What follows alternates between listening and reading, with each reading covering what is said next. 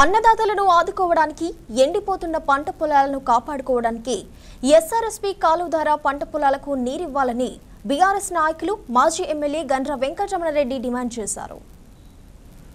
రేగొండ మండలం రంగయ్యపల్లి గ్రామంలో మండల బీఆర్ఎస్ పార్టీ అధ్యక్షుడు అంకం రాజేందర్ బీఆర్ఎస్ నాయకులతో కలిసి మాజీ ఎమ్మెల్యే గండ్ర వెంకటరమణారెడ్డి పర్యటించారు. ఈ సందర్భంగా ఎండిపోయిన వరి పొలాలను వారు పరిశీలించారు.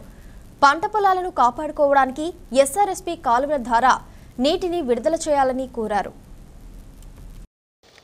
రేగొండ మండలం రంగయ్యపల్లి గ్రామంలో మరి పంట పొలాలు ఎండిపోతున్నాయని రైతులు చెప్తున్న నేపథ్యంలో ఒకసారి పొలాలు చూద్దామని వచ్చినాం. ఈరోజు రంగయ్యపల్లె కాదు, చాలా ప్రాంతాలలో చివరి దశలో ఉండేటువంటి పంట పొలాలన్నీ కూడా ఎండిపోవడానికి సిద్ధంగా ఉన్నాయి. ప్రభుత్వాన్ని మేము డిమాండ్ చేస్తున్నాం.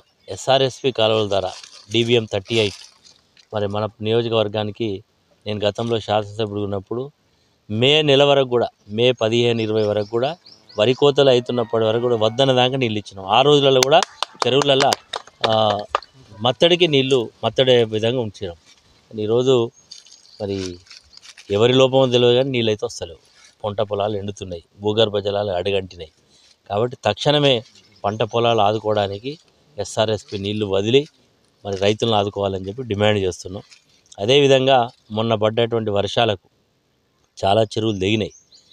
చిన్న చిన్న చెరువులు ఏదో నేను గతంలో శాసనసభ్యుడిగా ఉన్నప్పుడు శాంక్షన్ చేసిన వర్కులు అవుతున్నాయి. కానీ మేజర్గా ఉదాహరణకు ఈ నియోజకవర్గంలో చాలా చెరువులు, పెద్ద చెరువులు, దొమ్మడిపల్లి చెరువు కానీ, చిన్నకొండపాక చెరువు కానీ, మరి ఈరోజు కాకర్లపల్లి చెరువులు కానీ, ఇట్లా చాలా చెరువులు తెగినాయి.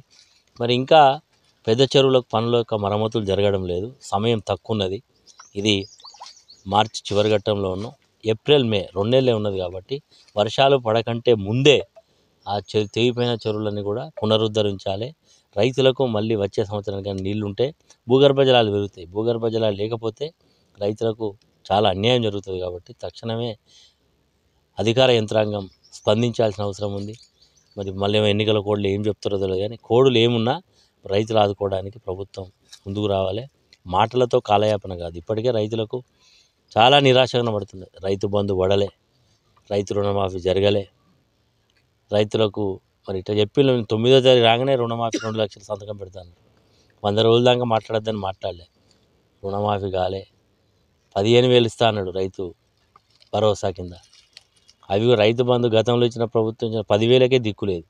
ఇప్పటికీ చాలామంది రైతులకు పడలేదు. దాని మీద మీనమేషాలు ఎక్కిస్తూ ఉన్నారు. కాబట్టి రైతులకు గతంలో స్వర్ణయుగం చూసిండ్రు. ఈరోజు రైతుల యొక్క ఆత్మస్థైర్యం దెబ్బతినకుండా ఉండాలంటే ప్రభుత్వం చేయాల్సిన అన్ని రకాల సహాయ సహకారాలు అందించాలని చెప్పి డిమాండ్ చేస్తున్నాం.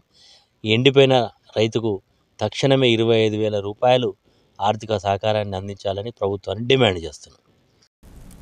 చేతికొచ్చిన పంట నీరు లేక ఎండిపోతుందని అన్నదాతలు ఆవేదన వ్యక్తం చేస్తున్నారు. భూగర్భ జలాలు అడుగంటి బోర్ల నుండి కూడా నీరు రాని పరిస్థితి ఉందని రైతులు పేర్కొన్నారు.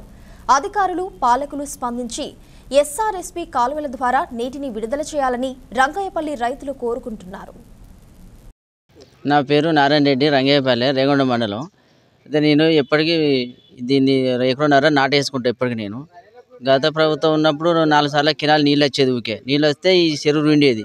ఈ చెరువులోకి వెళ్ళి నేను మోటార్ పెట్టుకొని పండించుకునేది. ఇప్పుడు వానాకాలం యాసంగి. ఈ సంవత్సరం అసలు కెనాలు రాలేదు.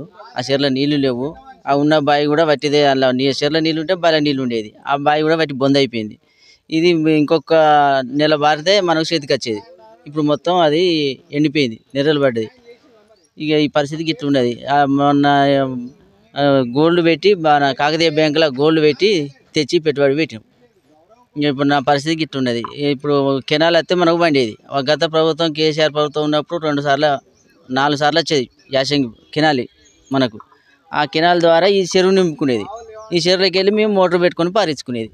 అదే జీవనాధారం అదే ఉండే. ఇప్పుడు అది అట్లా ఎండిపోయింది. దాని పరిస్థితి ఎట్లా ఏంది? ఇప్పుడు ఇది ఎట్లా మనం ఎంత లాస్ ఇంత ఈ ప్రభుత్వం ఏదో నమ్మి ఈ హామీలు ఆ హామీలు ఇచ్చి గ్యారెంటీలను ఇచ్చి మోసం చేసి ఈ ప్రభుత్వం కూర్చున్నది కాంచెల్లి ఇప్పుడు నీళ్ళు ఈ ప్రభుత్వం వచ్చే కాంచెల్లి నీళ్ళు లేవు కెనాల్లో.